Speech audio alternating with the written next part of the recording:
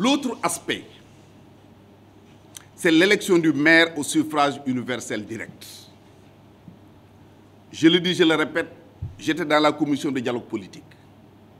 Au niveau de la majorité à laquelle j'appartiens, nous étions 20 sous la conduite de Benoît Sambou.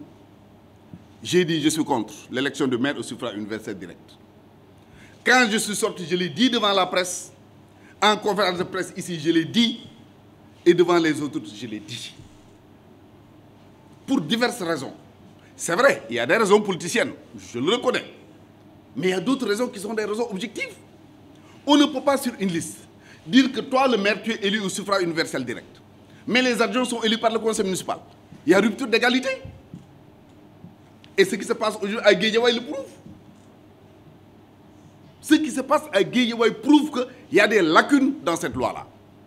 Il faudrait qu'on ait le courage de le reconnaître et de revenir à de meilleurs sentiments. C'est également la même chose quand on parle de parité. Ça faisait partie également de mes arguments pour lesquels je disais que j'étais contre l'élection du maire. On élit un maire, ensuite le conseil municipal se retire pour élire les adjoints. Mais est-ce que le maire qui a été élu par les populations, on tient compte donc de ce maire-là quand on parle de parité? Je veux dire, Saër a été élu directement. Lui, il va être premier adjoint au maire. Est-ce que le premier adjoint doit être une femme, oui ou non? Il y a un débat à ce niveau-là. Certains l'ont respecté, d'autres ne l'ont pas respecté. Donc c'est des lacunes sur lesquelles, c'est des vides qu'il faudrait combler pour régler définitivement cette question-là. Donc c'est la parité dans les bureaux. Et à l'occasion de ces élections, et disons au lendemain des élections, j'ai entendu des propos qui m'ont heurté, mais que personne n'a relevé. Comment on peut dans ce pays dire Dakar, Thiès, tel, ils ont voté contre le pouvoir parce que c'est un vote intelligent. Ils ont voté parce que c'est le vote de qualité. Donc nous qui sommes issus du monde rural, nous ne sommes pas intelligents. Donc nous qui sommes issus du monde rural, nous n'avons pas la qualité. Nous sommes des moutons de panurge qu'on traîne un peu partout, du bétail qu'on achète avec de l'argent. C'est ça qu'on a voulu nous dire. Quand on parle de vote intelligent, quand on parle de vote de qualité, ça veut dire que nous les Badol, nous les Kaw-Kaw, Manak Bassirou, Zeyna Djolof le Deuk, lui Saloum le, Djigo, tout ça, nous ne sommes pas intelligents. Il faudrait que les auteurs de ces propos, non seulement les retirent, mais présentent des excuses aux Sénégalais. Si aujourd'hui Éric Zemmour l'avait dit en France, tout le monde aurait crié au scandale. Si Marine Le Pen l'aurait dit, tout le monde aurait crié au scandale. Et ça, c'est plus grave que le discours d'Éric Zemmour ou le discours de Marine Le Pen. Il faudrait qu'on apprenne à respecter les Sénégalais. Et ceux qui tiennent ces propos-là, en général, non, je me garde même de les qualifier. Les Sénégalais les ont déjà qualifiés. Mais qu'on se respecte. C'est la raison pour laquelle je dis à tous nos amis de la mouvance présidentielle, les élections, c'est derrière nous. Une élection, on gagne ou on perd. Il n'y a pas à se faire de complexe, il n'y a pas de honte quand on perd une élection. Parce que c'est quoi une élection? Moi, j'ai un projet. Ali a un projet. Bassirou a un projet. Nous venons dire aux Sénégalais, nous sommes à votre disposition.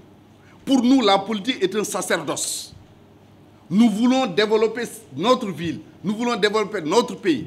Voilà comment nous voulons développer notre ville. Les populations me disent, non, M. Ndiaye, tu es bien gentil et tout ça, c'est un boubé rafet na lol, mais nous ne votons pas pour toi. Nous n'avons pas choisi son projet.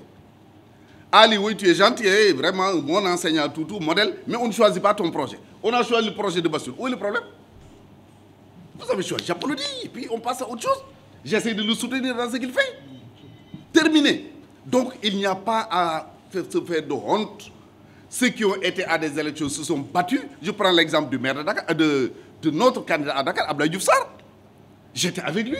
J'ai vu tout ce qu'il a fait. Zeyna, toi, c'est quelque chose. Il s'est démené comme un diable. Il s'est démené comme un diable. Il s'est battu, il s'est multiplié par 10. Mais quand les Dakarois disent que oui, c'est pas lui, c'est Barthélemy. Où est le problème? Il dit Barthélemy Borda, je suis content de le voir hier à l'installation du conseil municipal. C'est bien. Barthélemy a gagné, c'est le choix des Dakarois. Il n'y a aucun problème. Soutenons-le, accompagnons-le. Parce que nous travaillons pour l'intérêt des Dakarois. Aucun problème à ce niveau-là. Par contre, ce que nous devons faire, c'est de nous mobiliser davantage, de savoir qu'on est largement majoritaire dans ce pays, mais ça ne suffit pas. On ne dort pas sur ses lauriers. Il y a des bastions qu'on a perdus ou qu'on peut gagner. Il faut aller à la reconquête de Dakar, de Thiès, voilà, ainsi de suite. Il y a des localités qu'on n'a pas gagnées, mais qu'on n'a pas perdues. Nous n'avons pas gagné Kaolack, mais nous ne l'avons pas perdu. Parce que celui qui a gagné à Kaolack, il n'est d'aucun parti politique. Et c'est bien d'ailleurs d'avoir des maires qui ne sont d'aucun parti politique, qui sont là avec tout le monde. La preuve, quand il a gagné, il a pris des adjoints d'un peu partout qu'il a mis dans le bureau municipal. Donc, chers camarades de la mouvance présidentielle, mobilisez-nous davantage, battons-nous davantage. Nous sommes largement majoritaires dans ce pays. Nous ne sommes pas des Sénégalais de seconde zone. Nous ne sommes pas des électeurs inintelligents. Nous ne sommes pas des électeurs de mauvaise qualité. Nous avons la majorité, continuons à garder cette majorité-là.